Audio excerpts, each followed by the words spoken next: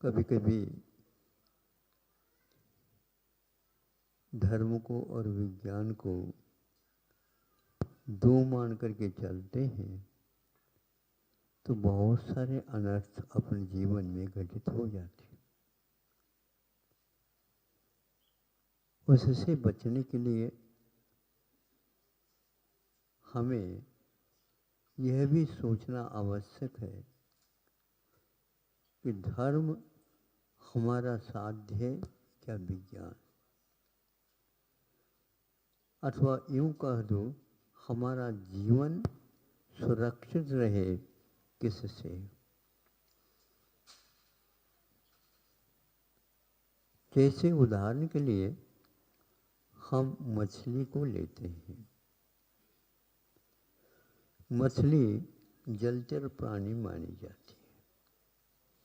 वह स्थल पर आकाश में आना जाना संभव नहीं है उसे। यदि भूलकर किसी घटना से वह उस जल से बाहर आ जाती है तो आपको ज्ञात है, बताने की आवश्यकता नहीं है। वो छटपट करके और कुछ समय के बाद प्राणांत उसका हो जाता है।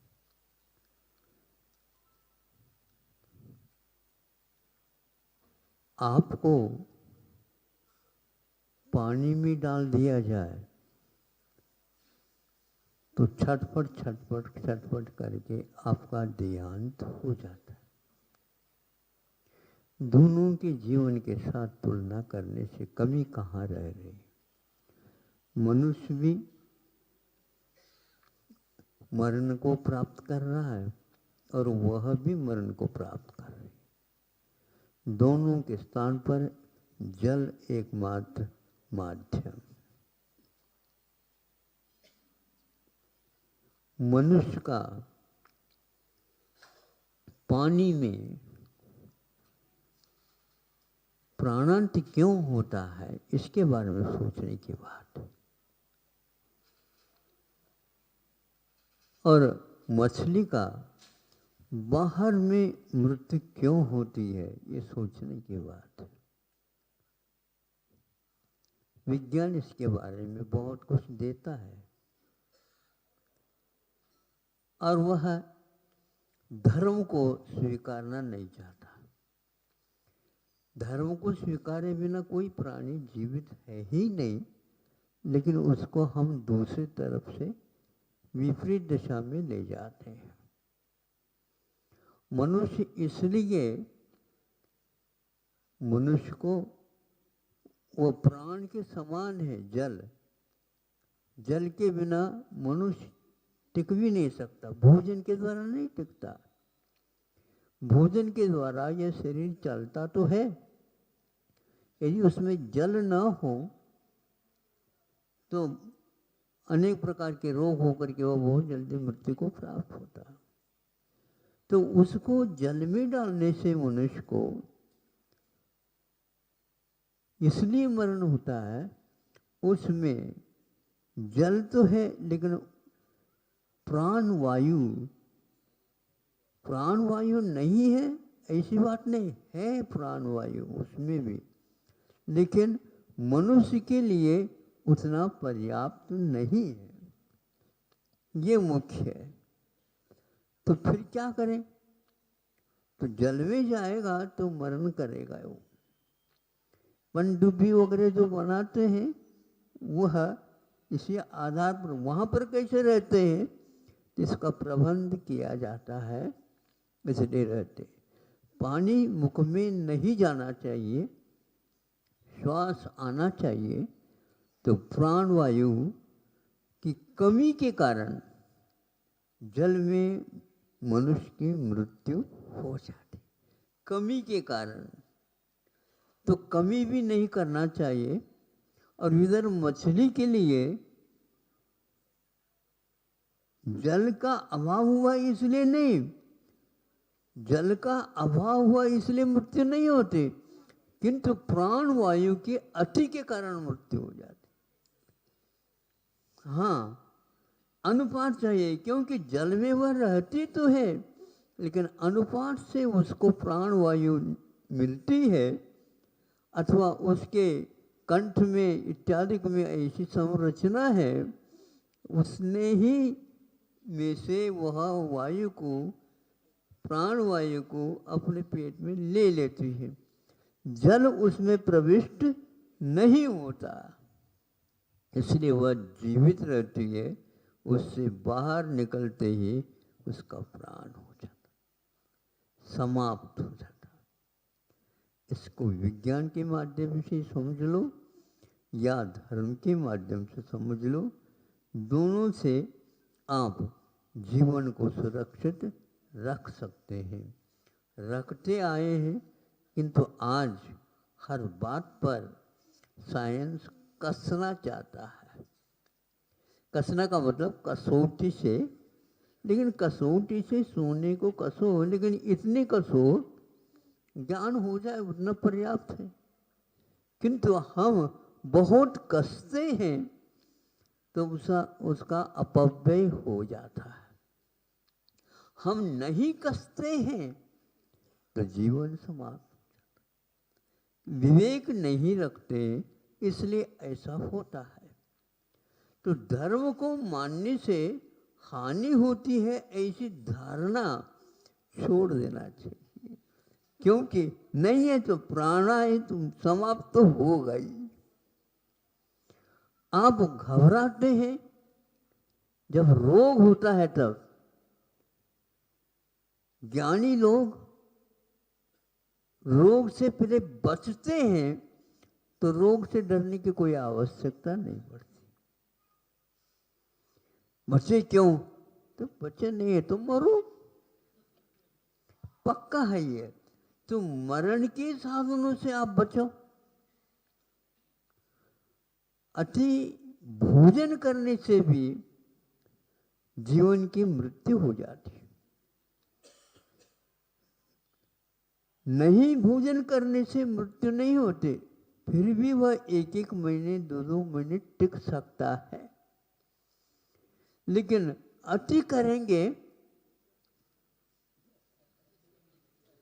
बिल्कुल ऊपर तो जाना ही है।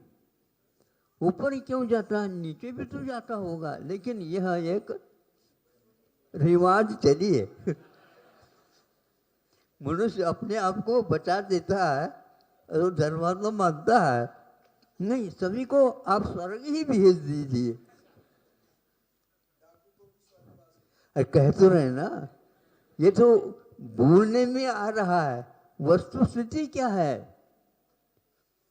इसलिए हमें धर्म कर्म विज्ञान की बात मैं बाद में लेता हूँ।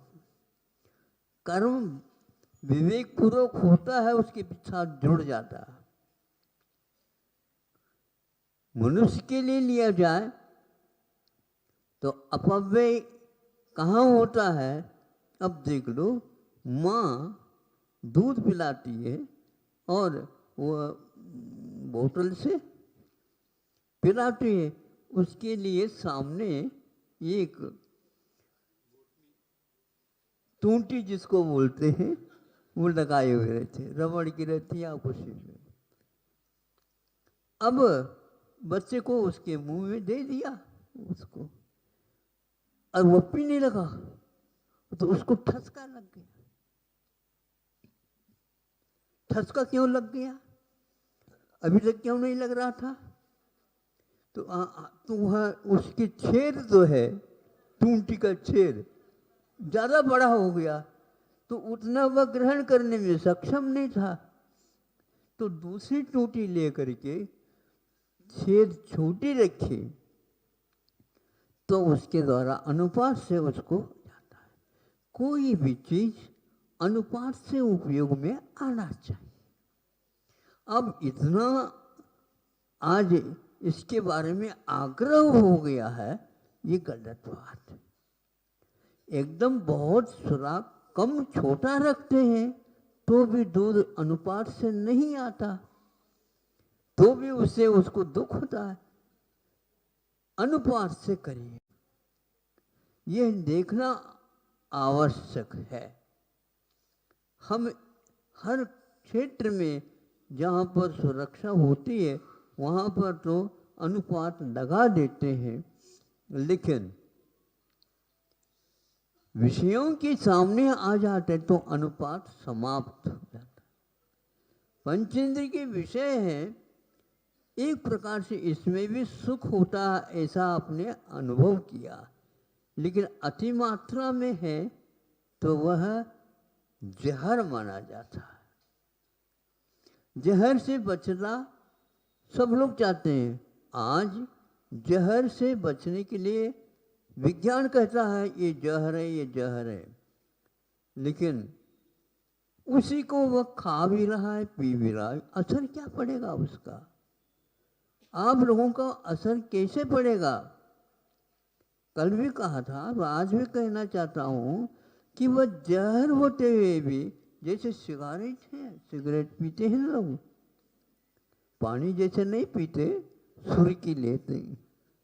अब उसके एक तरफ ये लिखा रहता है पॉइजन है। अब उसमें विशेषण हमने एक बार पढ़ा था, स्वीट पॉइजन। हाँ, अरे मीठा, मीठा जहर, मीठा जहर ज्यादा खाया जाता है, कड़वा जहर औषधि के रूप में। ये विवेक विभाजन क्यों किया? क्योंकि मरना नहीं, लेकिन यह नहीं मालूम यह सिगरेट के पीने से भी मृत्यु होती है, भयानक रोग के निमित्त से मृत्यु होती है। आज सरकार भी इसके बारे में पॉइजन के लिए भी आज्ञा दे रही है। ये गलती आप लोगों की है, इस प्रकार के सरकार को चुनाव कर दिया आप लोगों ने। ये गलती आपकी है, सरकार और कोई वस्तु नहीं है। कई महाराज सरकार मानती नहीं, हम क्या करें? आप ही नहीं मानते, ऐसे व्यक्तियों को आप वोट क्यों दे? वोट क्यों देते हो? आपका कर्तव्य है, वोट दे दिया, 5 साल के लिए छुट्टी। ऐसा नहीं छुट्टी। यह तो एक प्रकार से निगरानी रखना चाहिए, जिनको आपने भेजा है वो क्या काम कर रहा है, कैसा काम कर रहा है, गलत है क्या नहीं, सही है क्या नहीं। यह आप लोगों की कमी होने के कारण वो ऐसा कर रहा। इसी प्रकार हानि कहाँ कहाँ पर हो रही है ये देखना आवश्यक था। उसमें अपव्यय बहुत बड़ा काम कर रहा है।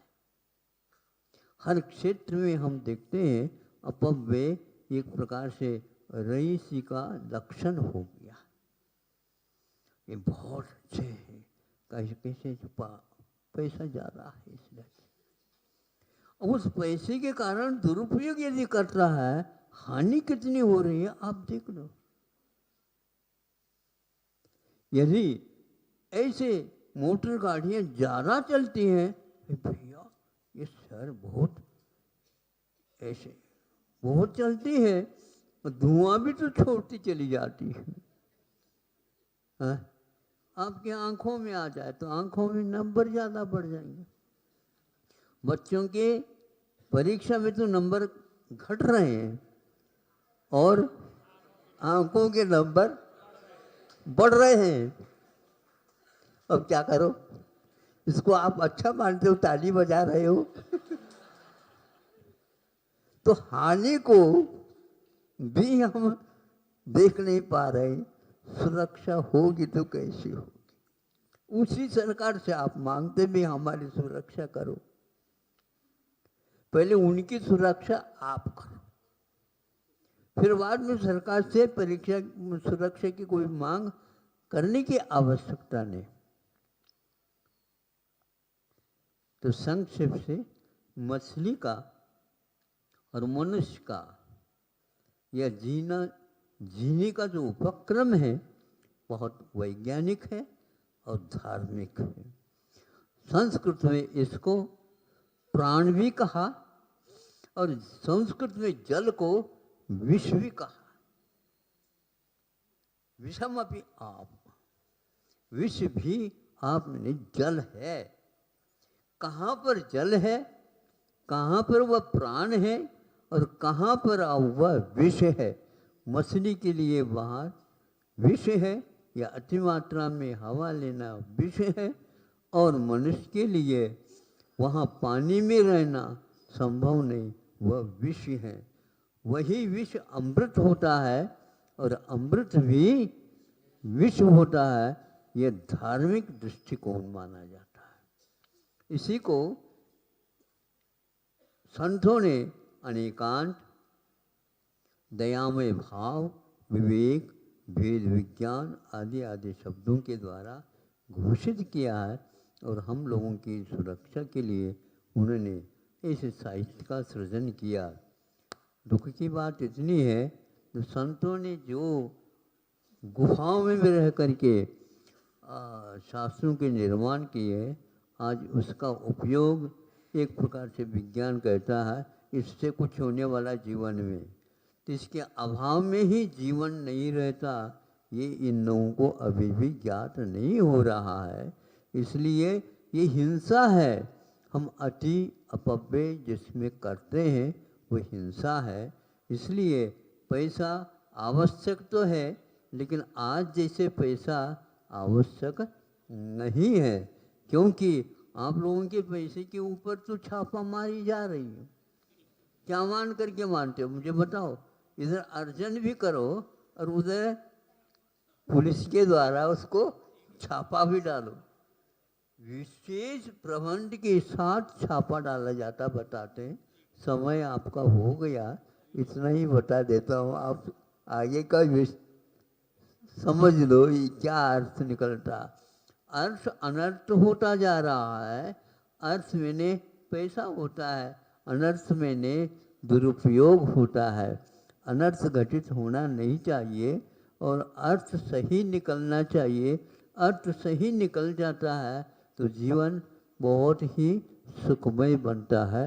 इसलिए पुरुषार्थ को भारत में मुख्यता दी है, लेकिन विवेक के बिना वो पुरुषार्थ लक्ष्य तक नहीं पहुंचा सकता। अहिंसा परमो धर्मः। चलो है अगर गुरुवर का सानिध्य पाना तो विद्यासागर.गुरु पर जरूर आना।